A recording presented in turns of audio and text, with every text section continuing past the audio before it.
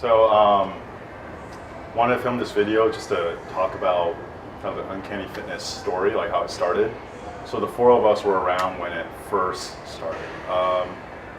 Like March of 2014. For my other job, it was either move to Germany or Taiwan or do something on my own here. And that's when I decided, you know what, like probably time to just open a gym. I started CrossFit in 2010.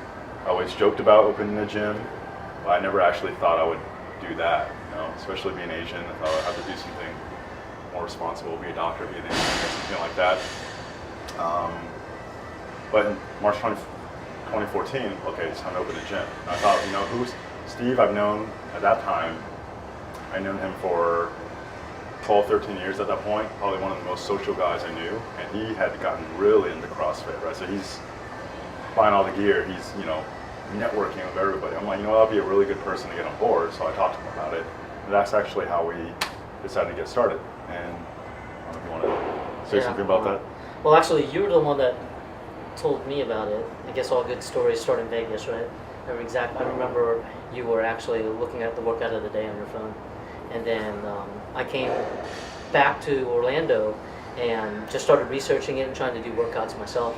But it wasn't until I actually dropped into a gym and realized how different it was and how wrong I was doing it. Yeah, let me just jump in. He told me he was doing CrossFit for like 6 months, and he was going to LA Fitness, looking it up. I was doing CrossFit at LA Fitness, all right? And then we actually finally went to New Orleans, and we dropped into a box there, and that was his first time. He goes, "Oh, this is awesome! It's so different." And I'm like, but I pretty much jumped in head first into a pool of Kool-Aid, and I never looked back really. You know, I thought I'm decent at pretty much like all sports, but I just felt like it was a challenge, and you know, seeing how bad that I moved, it made me want to get into it more and improve my own lifestyle, and then it turned into wanting to improve everyone else's lifestyles. Okay, and then on top of how you got Chris started? Yeah, you know what? It's funny. Chris was posted something about some CrossFit shoes, and I remember commenting about it and telling him which ones to get. And then over the next couple of weeks or months, he would ask me about workouts and what he should do and this and that, and how to do certain movements. So I would tell him, you know, hey, you should try to do this workout, and give him some workouts. And then one time, I actually invited him out to maybe the first Bacon Beatdown at the Central Florida Fairgrounds. And he came out there, and shortly after that, I got him into the gym, and it was over for Chris. Yes. Let's have Chris talk about. Yeah, so my first experience with CrossFit was YouTube. Everybody sees them doing crazy deadlifts on YouTube, so I used to be the guy who used to talk crap about CrossFit. That's when Steve told me, hey, you need to come into our gym, try it out. It's not all the same. So, being the crap talker I was, you know, I did personal training. I was at LA Fitness. I thought I was fit, and I did my first class with Kwong.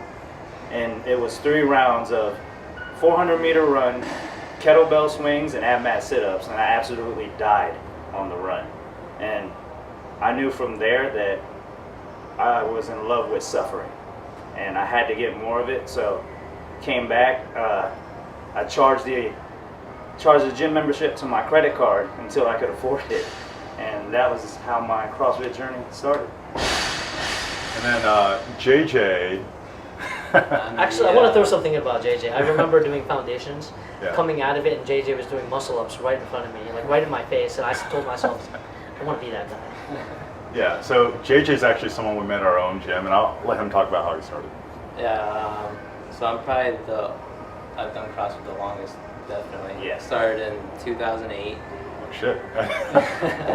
Okay. I was 16, working out at Lifestyles before it was LA, and my uncle would always come home all sweaty and nasty. I was wondering why, so I asked him. He told me about CrossFit. And this was way when not many people were doing it. There was only one gym in Central Florida, CrossFit Evolution.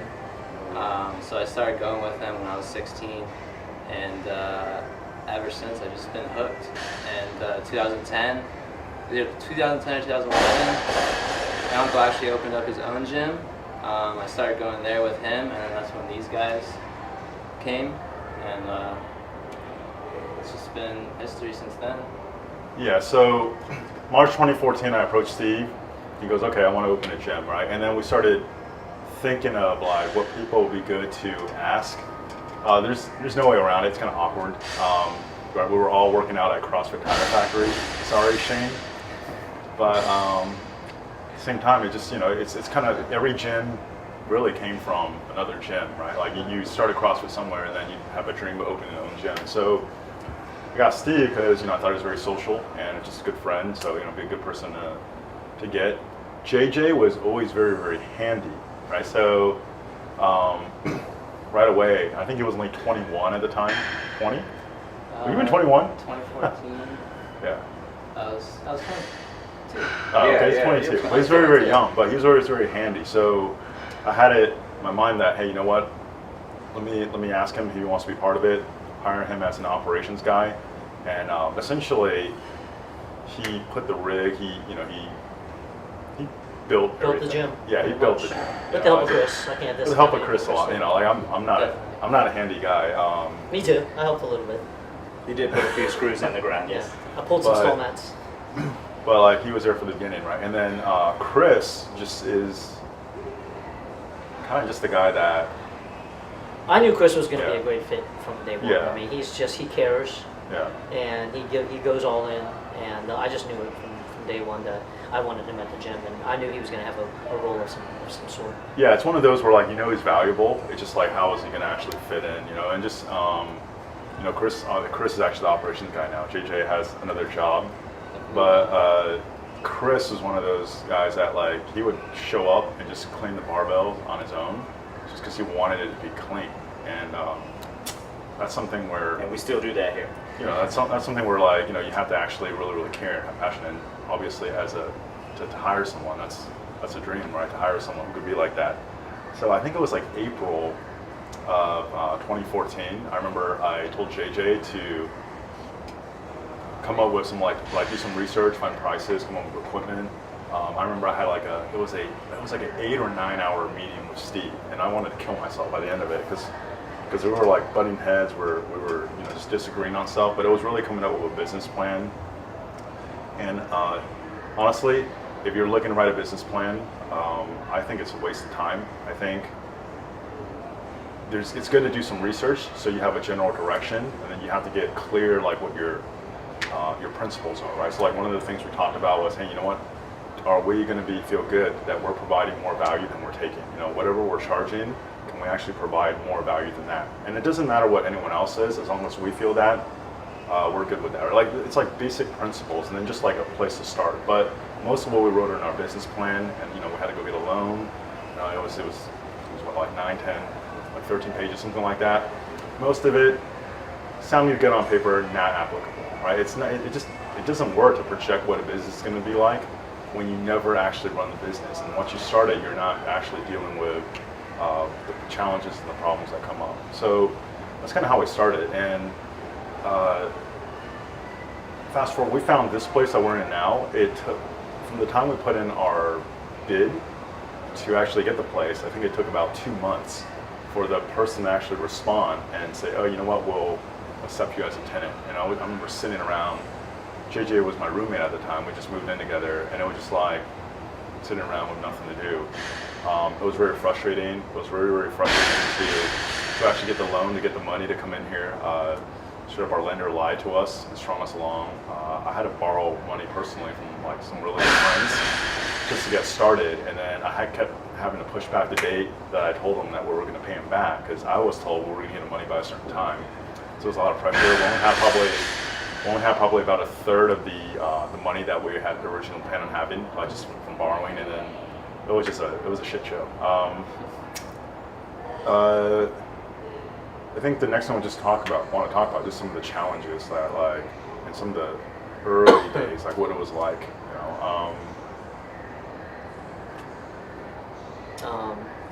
Defined roles. We talked about that a little bit earlier before this.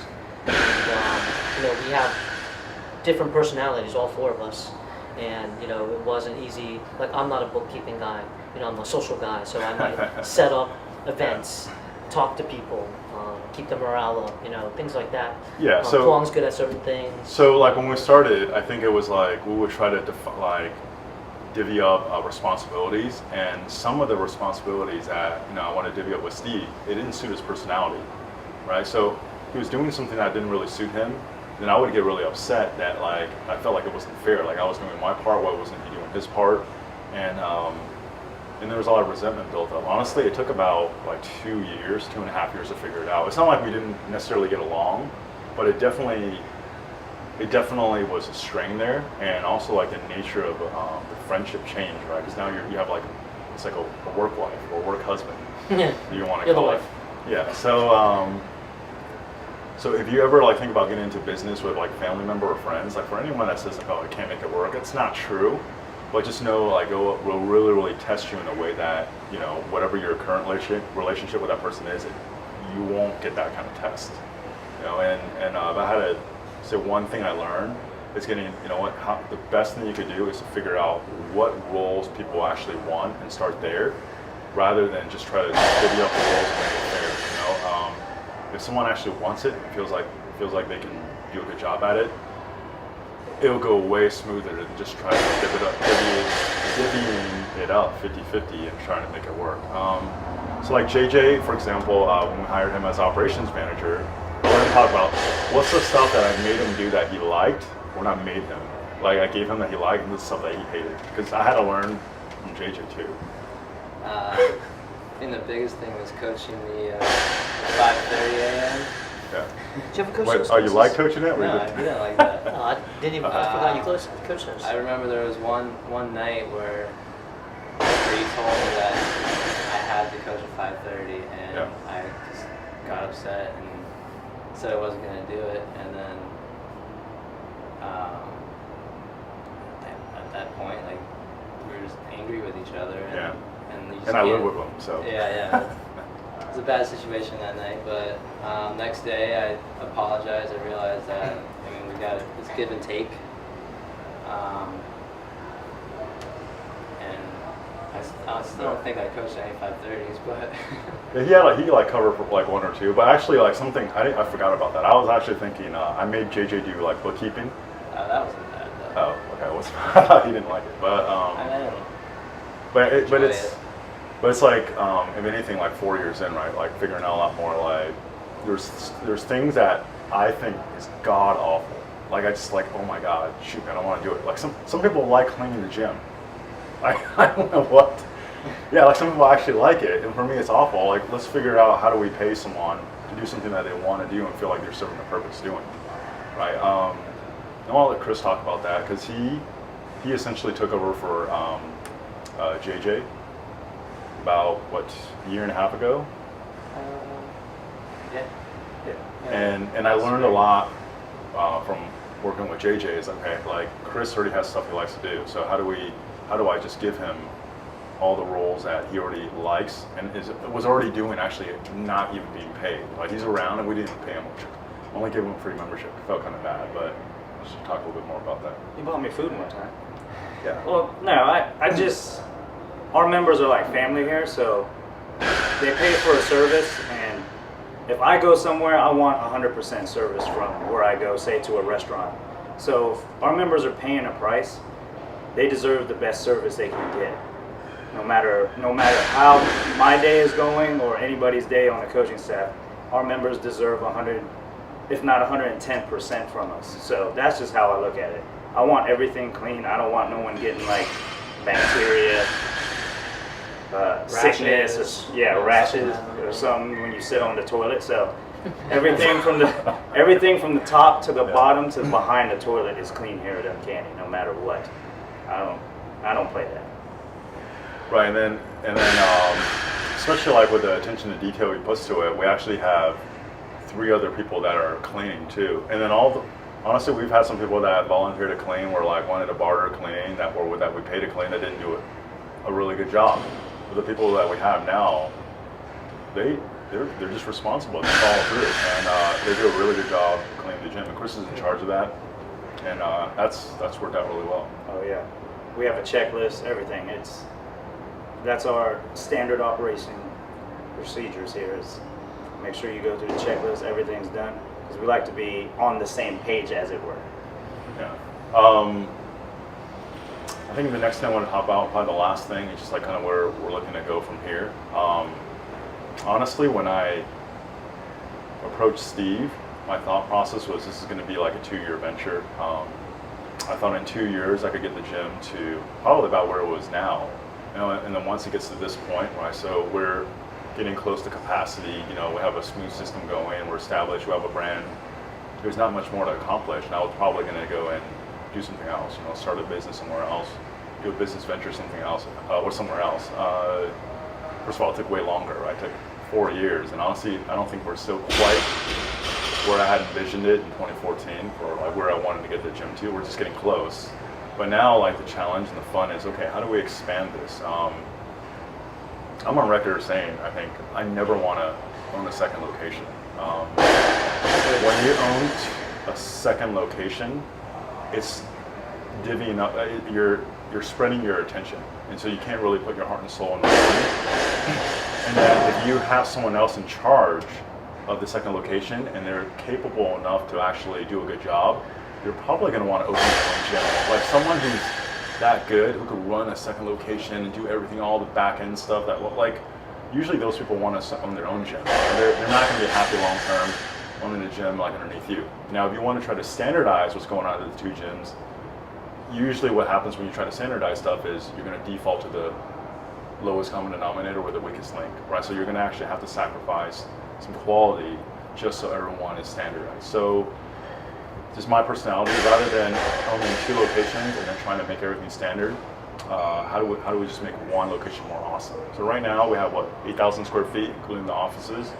You know, we want to actually move to a new location, buy our own land, build our own building on top of it, and get like 20,000 square feet and build a community. You know, and that's something that, you know, we've been talking about for probably 2 years now, right? And that's kind of the goal, right? It's 2018. We'll see what happens.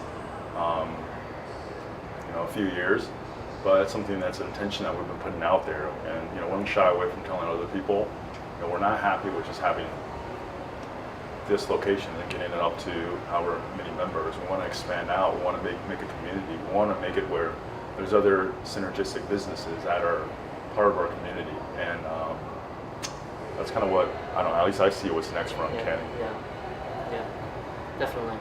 Something that we've thought about and talked about a lot too, and it'd be great to get these like-minded people and almost create like this compound, and it could be almost anything, and that's definitely, hopefully, in the works.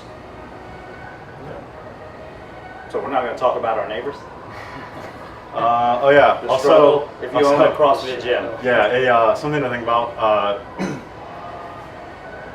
How your neighbors react when you drop weights. You know, that's something that I completely underestimated. We completely underestimated. Yeah, we did the music test. We had a test. Not the. We played the music. We blasted it, but we didn't have any equipment yet because we didn't have the money, so we couldn't drop weight. And we found out really quickly that vibration spreads in a funny way. Yeah, but there is flooring that works. The ones we got, they're from Soft Surfaces, SOF. If you guys have any issues or any help, or just like, because trust me, we've tested everything. Yeah, you could concrete. We Everything. tried a lot of different things. We cut a slab, isolated slab in the concrete, and that didn't work. Yeah. Wasted a few grand on that. Yeah, we spent $5,000 cutting a slab of concrete. We did that. It didn't work. We put pillows between pieces of wood. Didn't work. Down comforters. Yeah. Down pillows, everything. Glued everything. Yes. We've tried a lot, but I think this is a pretty good solution. Yeah. Anything else?